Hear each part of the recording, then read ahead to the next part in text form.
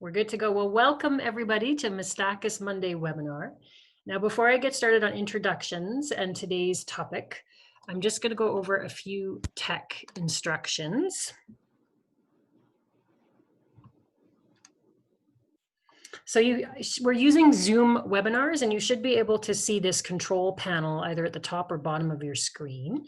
And the first thing I want to point out is that if you're an attendee, you are all automatically muted. So you don't need to be worried about background noises or trying to mute yourself.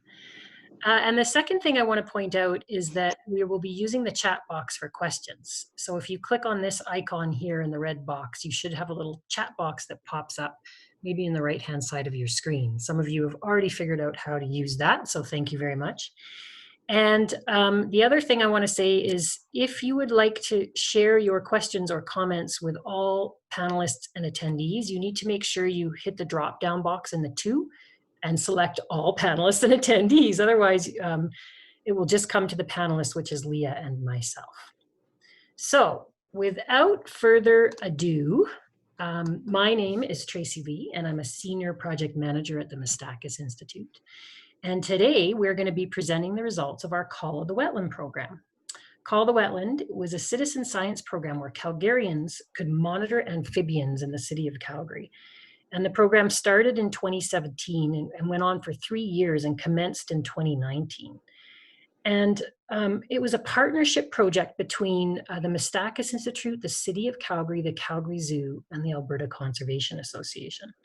So today you're going to be hearing from myself and Lea Randall from the Calgary Zoo. Lea is a conservation research population ecologist, and she is one of the amphibian experts that has been with us throughout the Call of the Wetland program. And she also helped us run the occupancy modeling with the Call of the Wetland results. And so she is going to tell us, well, what is occupancy modeling and what did it show us in a little bit here. So I'm going to give a brief overview of the Call of the Wetland program and just a few results. And then Lea is going to come in and give us a bit more information on the occupancy modeling. So what is citizen science? If you remember, I said Call the Wetland was a citizen science project. So the simple definition is it's just projects in which volunteers partner with scientists to answer real world questions. And I wanted to point it out because I think this approach has some really unique advantages in that it enables you to address both your science and your engagement goals. And so from a science perspective, it allows us to have many more eyes on the ground, which might enable us to answer research gaps that we wouldn't otherwise be able to answer. But also from an engagement perspective, I think it provides a really powerful platform for people to learn about conservation science or challenges that we think are important and that we need to build awareness around and create a community of action. And I think most of you will agree that rarely does science alone result in decision-making. Decision-making is very complex.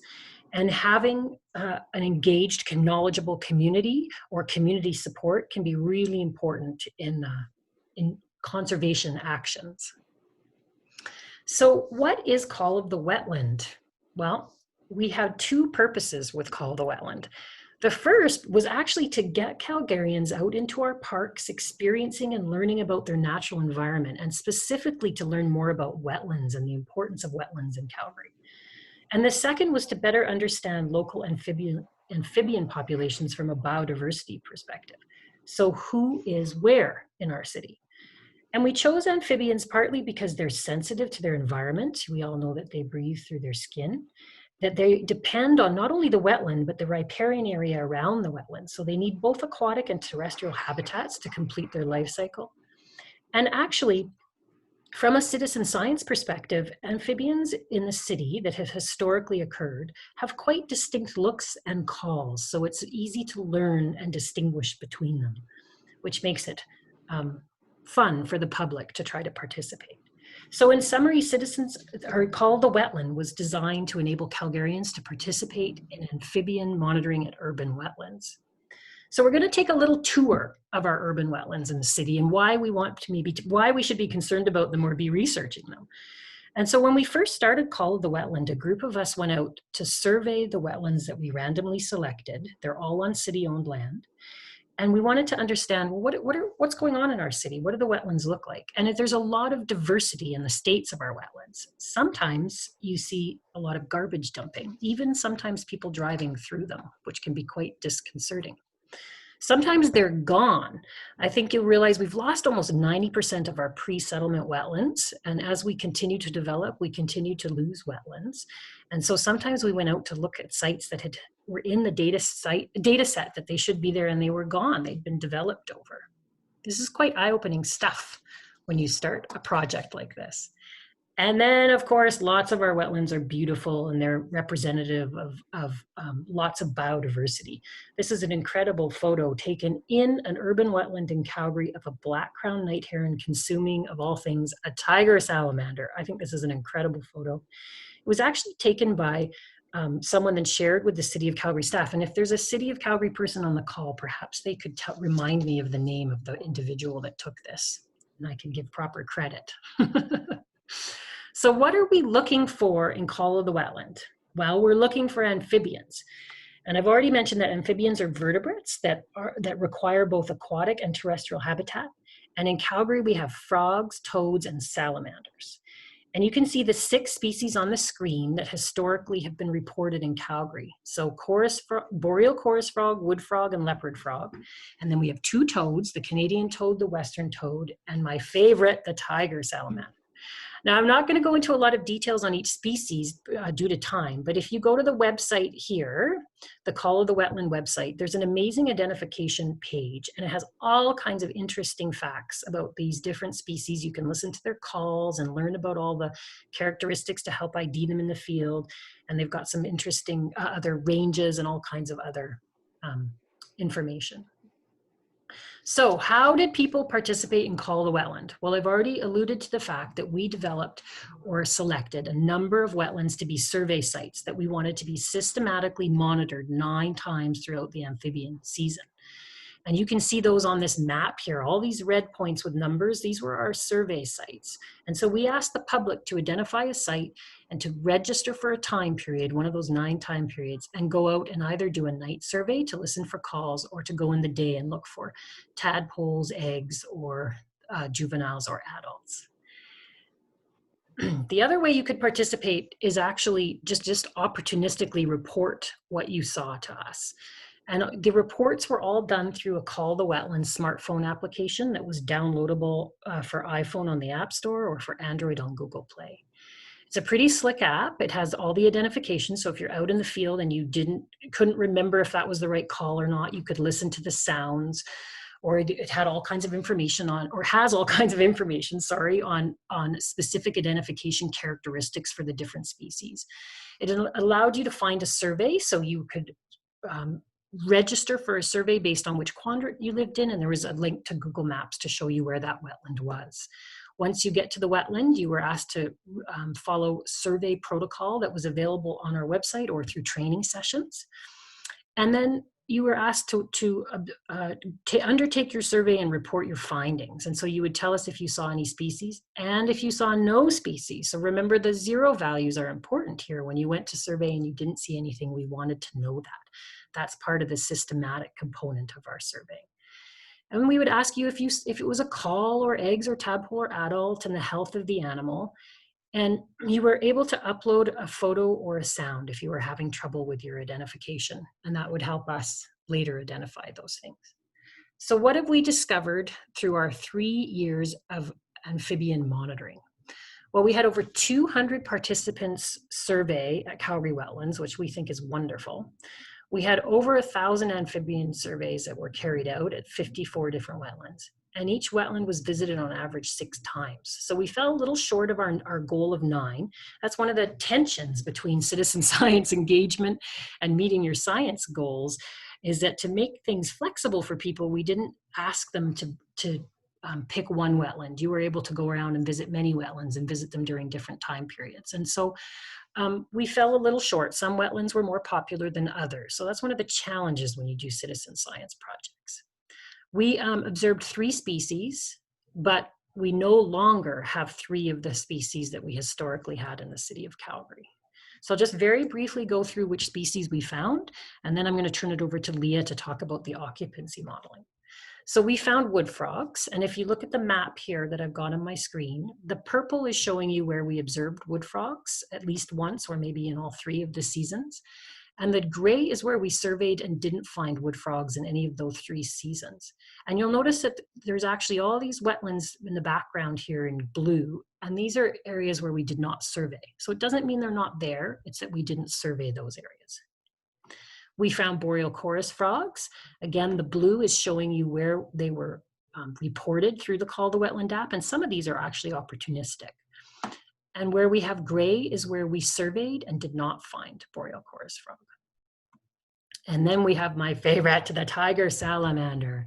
So again, in orange, we have where we observed tiger salamander, and in gray, we have where we surveyed and didn't find them. And again, we did not survey all these other wetlands. So just to be clear, we do not feel our methodology was well designed to pick up tiger salamander. They don't call, and the majority of our observations came through calls. So really, it's kind of like looking for a needle in a haystack. Sometimes people were lucky. I have not been lucky, and I can't believe how many past surveys I've done, and I have still not seen a tiger salamander. I have seen the eggs, but I haven't seen like a big adult phase one, which is what I'm really hoping for. So this I call, unfortunately, my sad amphibian map, and this is the species that we did not find during the 3 years of Call the Wetland: boreal western toad, Canadian toad, or northern leopard frog. Now the 2 toads were the number of observations in the past historically were quite low. These were museum specimens, I believe. And the northern leopard frog, we had more recent observations, but still not for quite some time. And Lea is actually a northern leopard frog expert. So if you have questions on that, please put them in the chat box and she'll be able to tell you a bit more about that story. All right, so I am going to switch my screen. It'll just take us a few moments for Lea to come on here. So just bear with us for 1 minute, please. Okay.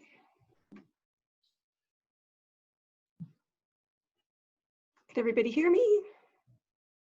I can hear you. Great. Okay. Thank you for that great introduction, Tracy. As Tracy mentioned, I work for the Calgary Zoo at the Center for Conservation Research, primarily on northern leopard frog conservation, but I find myself dabbling with basically all sorts of other things that have to do with amphibians. And today I'm going to present some of the results of our occupancy modeling, as well as explain what occupancy modeling is for those of you that might not be familiar. So occupancy in the statistical sense is the probability that the species occupies or uses a site during a specified period of time during which the occupancy state is assumed to be static. So if they're found there on one of the surveys, the assumption is that they were present during all of those surveys. But one of the real problems with occupancy is that it suffers from imperfect detection. So just because you don't detect the species there doesn't mean that they weren't present. So for example, in this photo, the pink arrow is pointing at the nose of I believe it's a wood frog, but it's really hard to see them. And that can depend on the environmental conditions. So for example, if it's really cold and windy, they might not really be available for detection. Or if the habitat is really dense and it might be difficult to see them. And it can also depend on the species and the time of year. So for example, this is a boreal chorus frog, one of the species that we found here in the city of Calgary, but they're a very tiny frog. And so they're really hard to see on a visual survey. So if you just went out and looked for one, the odds of you finding them are pretty small. But depending on the time of year, they can be easily detected by their calls. So boreal chorus frogs, even though they're a very, very small frog, have a very loud call. So if you go out in the spring, your chances of detecting them from their calls are quite high. But if you went later in the summer when they're no longer breeding, they would be very difficult to detect. Now, there's some consequences to this imperfect detection in that it can lead you to underestimate the distribution of animals. It can also reveal problems understanding habitat preference. So for example, maybe you never find boreal chorus frogs in areas where there's dense vegetation. Is that because they don't like to use areas with dense vegetation, or is it maybe just that because the vegetation is so dense, it's just really hard to detect them? And all of this can lead to difficulty in understanding their population dynamics.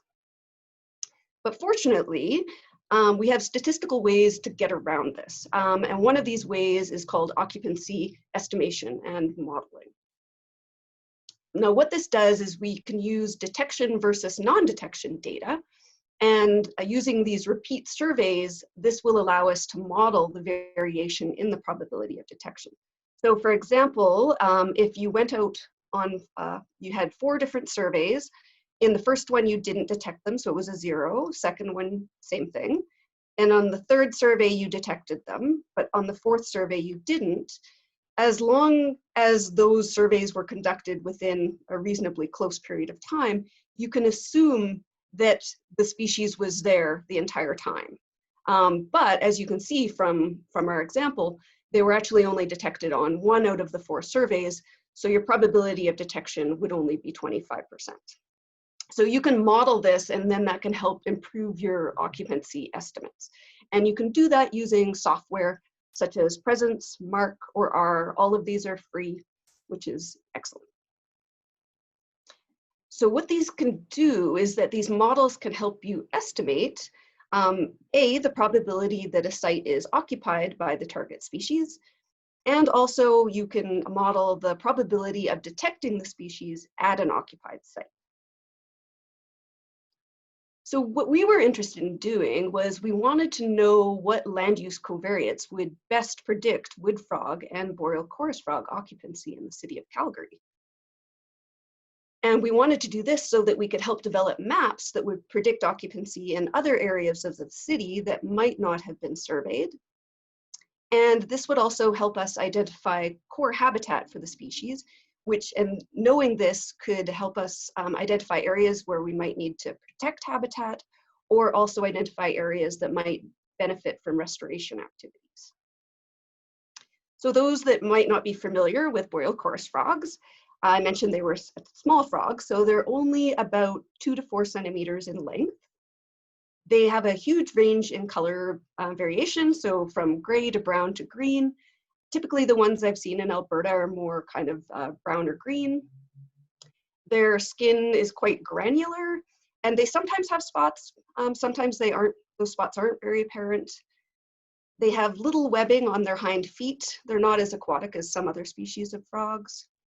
And they have no dorsal lateral lines, which are lines that would run down the back, usually from behind the eye, down to the bottom. They typically breed starting about mid-April, and that can go until mid-June. The eggs hatch shortly after that, and the tadpoles will metamorphose into froglets, usually beginning around the end of June, and that can stretch through to August. They have, most amphibians have temperature-dependent development, meaning the warmer it is, usually the faster they will develop. Their habitat preferences are typically for open forest, grasslands, woodland areas, and they're typically found near any type of water body. So that could be a ditch, it could be a lake. They typically reproduce in fishless and shallow bodies of water, ranging in depth from 10 to 50 centimeters of water. These can be ponds, flooded fields, ditches, swamps, marshes. The other species that we were interested in modeling habitat for were the wood frogs. They are a slightly larger frog than the boreal chorus frog, ranging in size from about 3 to 8 centimeters. They're typically reddish, tan, or dark brown. Their underside is white, but there may also be some dark mottling that is present in some individuals. And one of the most characteristic diagnostic features of this frog is that they kind of call it like a bandit mask that runs down their face and through their eye. And there's sometimes some faint barring on their hind legs. They also have a dark blotch on the chest near their front leg. Some have a white stripe that runs down their back, but it's not a very good diagnostic feature. There's some webbing of the feet, particularly the hind feet. And in this example, you can see they do have a dorsal lateral line that runs from behind the eye down to their bottom, but it's not light colored, which would be diagnostic of something like a leopard frog. They typically breed beginning around the first week of April, and this can extend through till mid-June. The eggs again hatching shortly after that, and tadpoles will metamorphose into froglets beginning of June until the end of August. Their general habitat preference, as their name might suggest, is for damp and shady woods. They can be found a considerable distance from water, which sometimes surprises people. And they are particularly cold tolerant. So actually both boreal chorus frogs and wood frogs are. They can actually, they call them like frost tolerant, in that they can actually survive at conditions where their body temperature goes below 0, and they have special ways to prevent themselves from freezing. They will lay their eggs communally. So in this photograph, you can see there's probably about, I don't know, about 20 egg masses or more, kind of all laid together in the same area. These egg masses can contain between 2,000 to 3,000 eggs, and they hatch in about 3 weeks, depending again on water temperature.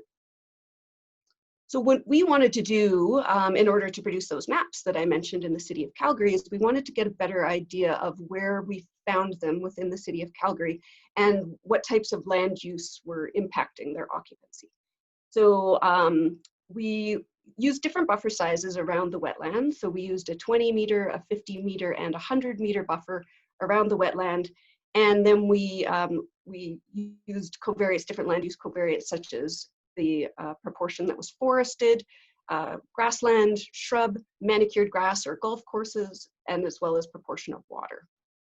Some other covariates that we looked at were distance to forest, distance to nearest wetland, whether the wetland was located in an urban park or a city park or in a transportation corridor.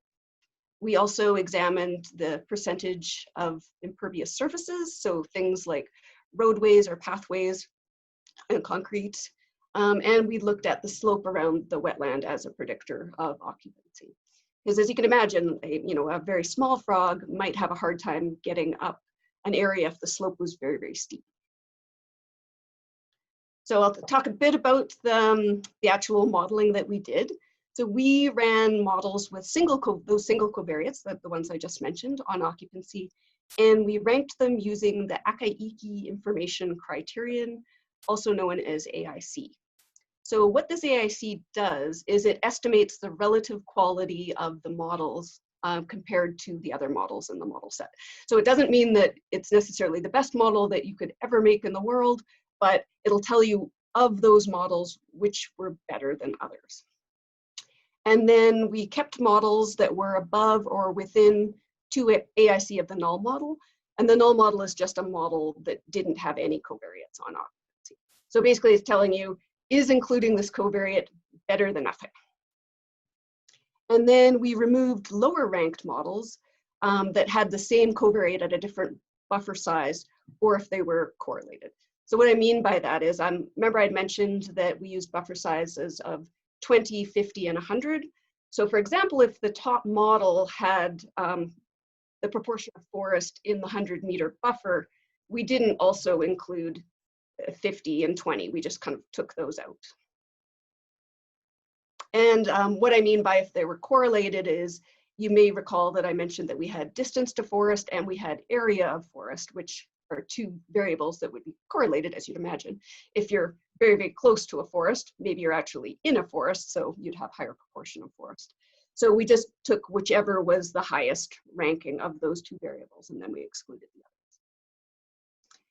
others. So as far as our results, what we found is that for boreal chorus frog, the top ranked model was one that included the proportion of manicured grass in the 20 meter buffer.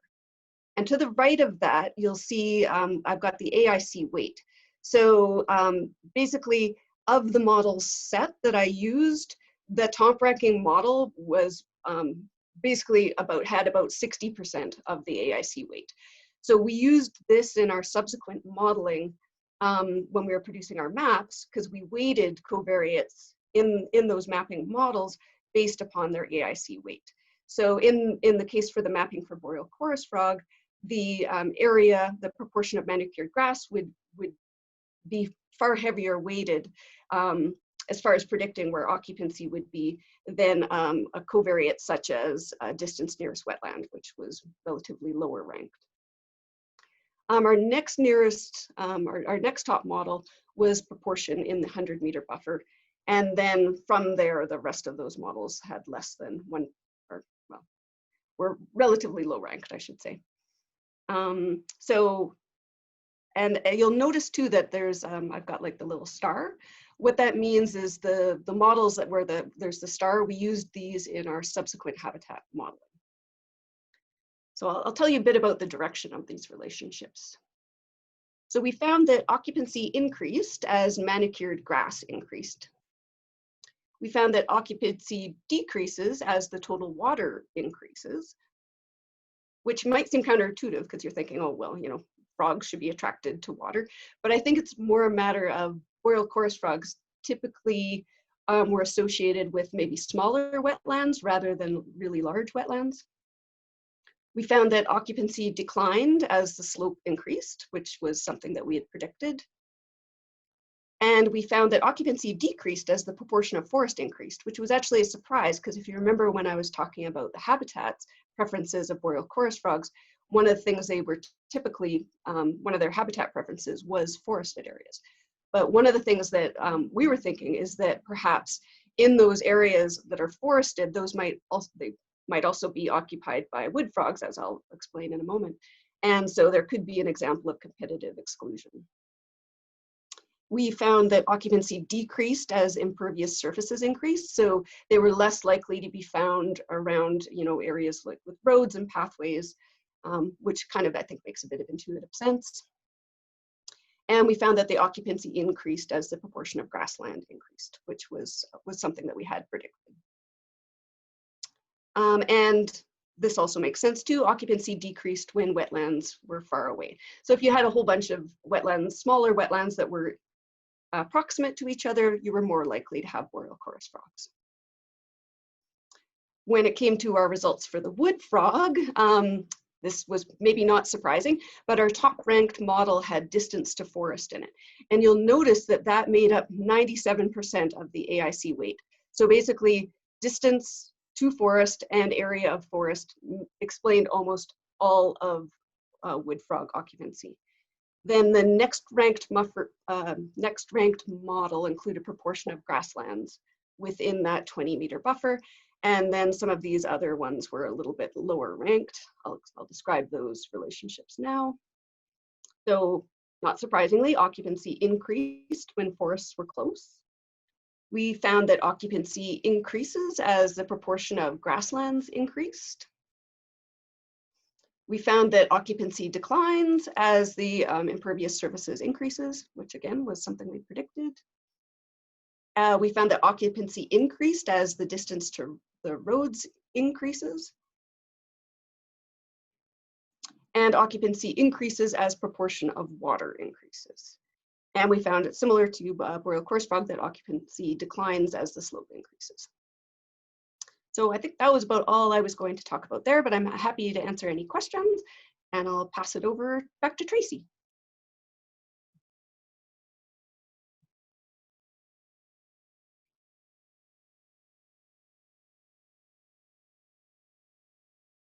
Tracy?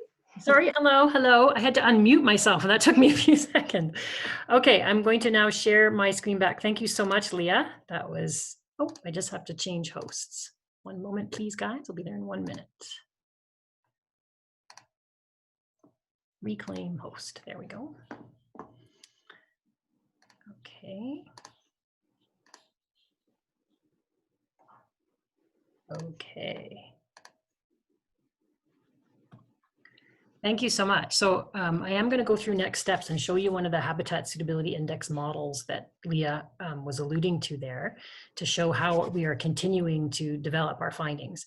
But I just wanted to remind you of some of the key findings from our Call the Wetland. The first is that, and these are more from a conservation perspective, that we still have 3 species of amphibians remaining in the city of Calgary, but that we have also lost 3 species. And so I think the conversation should be, well, how do we maintain the 3 species that are still remaining? And is it possible to have any of the other ones restored? Don't know the answer to that one. Most amphibians are really occurring around the outskirts of the city, and you're going to see that in a minute when I show you one of our habitat suitability models.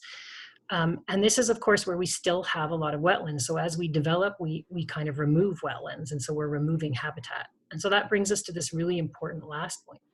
If amphibians are to continue to make Calgary their home, we need to maintain the natural habitat around the wetlands because they're dependent on that habitat around the wetlands. But we also need to ensure that they can move between the wetlands. And so when we're planning for new developments or planning for restoration, we want to take into consideration the connection that an amphibian or how they would have to move from wetland to wetland. And I think that in the past, we haven't known where our amphibians are and we haven't thought about these things, and that's resulted in us losing habitat for these species. So what's next for us? Well, we have shared the raw data with the government of Alberta and also with the city of Calgary. And we are, as Lea alluded to, continuing to try and develop habitat suitability and connectivity models. And so the map on the right here is made from the occupancy data that Lea just shared with you. This is for wood frog. And you can see that the darker the purple, the more favorable the terrestrial habitat is around the wetland for wood frog. And so this is going to help drive our connectivity modeling, is how are they moving between these dark purple patches. So it doesn't mean they don't occur in some of these other lighter purples. It just means that the habitat isn't as good. And one of the key issues that we have is that we have a good understanding what's happening from the terrestrial perspective. We do not have a good understanding of what's happening within the aquatic environment perspective. So our results are heavily swayed towards that terrestrial side of things. So having monitoring data at the scale of all the wetlands within the city of Calgary that enables us to do occupancy modeling to see how specific wetland traits or characteristics are influencing amphibians is something we weren't able to do because we just didn't have that type of information. So there's a future monitoring need. The development of a wetland monitoring program would be really beneficial. There are Nicole Cahal, who works for Miistakis and was the local project coordinator for Call the Wetland, has developed some really great materials on some of these results, and there's a lot more information in there than we shared today. And so I would encourage you to visit the Call of the Wetland website, where you can look at an Esri storybook map of these results, and you can also look, there's a downloadable PDF of some of our results. So I would just encourage people to look there. What can you do from a conservation perspective? Because my belief after being a part of this program is that we have to invest time and energy into maintaining biodiversity in our city. We have to plan to maintain biodiversity in our city. And you know that means we have to have people that are caring about it and talking about it and trying to do that. And so one thing you can do is to use your voice to report any concerning activities that you see at wetlands through 311. And this did occur throughout the Call of the Wetland program. And I'm happy to report that a number of sites, the city actually went up and cleaned up the garbage that was around the wetlands. I mean, I wish there just wasn't garbage there to begin with, but there is. A lot of our wetlands are almost look like trash pits, actually. And so it was really wonderful to see a bunch of these cleaned up. There is places that couches and fridges are supposed to go, and they're not in our wetlands. Get your hands dirty. So get involved with riparian restoration activities and efforts. We've listed some groups that their websites will outline some of the ways you can volunteer. If you're interested in doing something out of the city, the Nature Conservancy of Canada is a really good vehicle. And the rest, Friends of Fish Creek and Weaselhead Glenmore Preservation Society, are obviously Calgary-based groups that we would encourage you to look at. And then lastly, think about doing no harm. So if you wouldn't swim in it, don't put it down your drain. Properly dispose of your household wastes. And remember that the city of Calgary, a lot of our stormwater runs into stormwater wetlands, which are part of the habitat for amphibians. So everything is connected in our city. We try and reduce the use of salts on your sidewalks and pick up pet waste, and don't let your dogs run off leash through wetlands or other sensitive environmental areas. So we did track and see a lot of damage to the riparian areas and wetlands due to dog activity, just something to be aware of. Call of the Wetland is been a wonderful project. We could not have done it without our partners, who I mentioned at the beginning, but we also had funders that enabled us to do this project. It has actually been a 4-year project. It's in the 5th year right now because it took a year to design, 3 years to collect data, and now we're still doing data analysis. So a super special thanks to Enbridge, who initiated this program with us and funded us for 3 full years to implement it. And special thanks to the Calgary Foundation, Alberta Innovates, and Alberta EcoTrust for grants that enabled us to run this program. And lastly, just a reminder that we do have these regular Monday webinars at Miistakis, and that if you want to learn about what the next webinar is, or you would like to watch this again because it was so fantastic, you can go to the resource library on the Miistakis website. I think that here's the Miistakis website, and if you go to the resource library, there's a drop down and there's a webinar link, and you can see all the past webinars that have been done and see what's coming up. So that is it for us as far as presentation today for Call the Wetland. I'm going to try and pull up my chat box so that we can answer any questions. And I will just ask, I'm really hoping that there's some Call of the Wetland participants on the call today.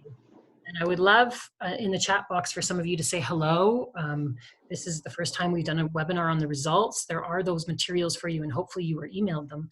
But I'd love to hear if there's any citizen scientists on the call today or on the webinar today.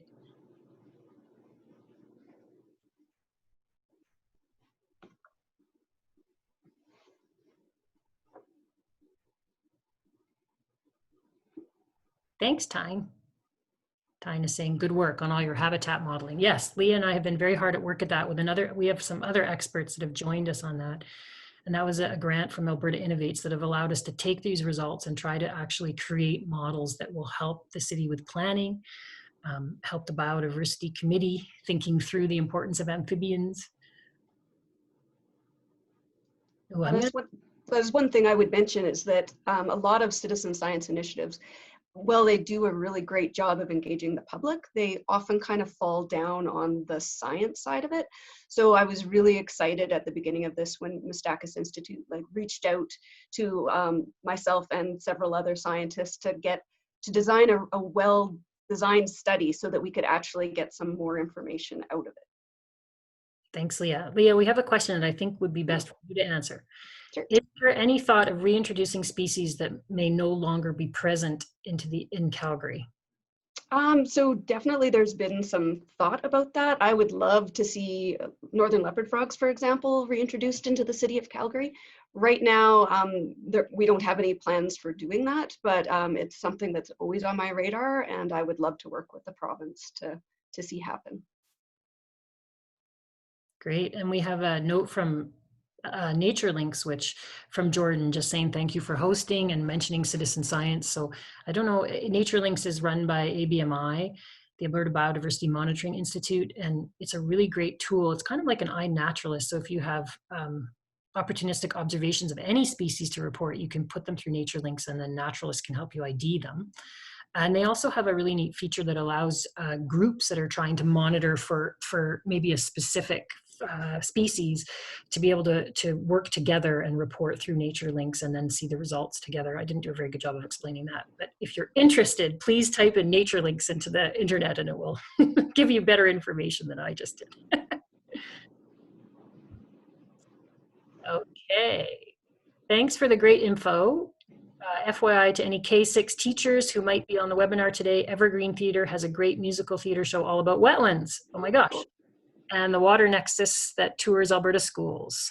And there's a link there. And that was very smart. That person put it to all panelists so you can all see it. Next question, is there a plan to increase the number of wetlands in Calgary?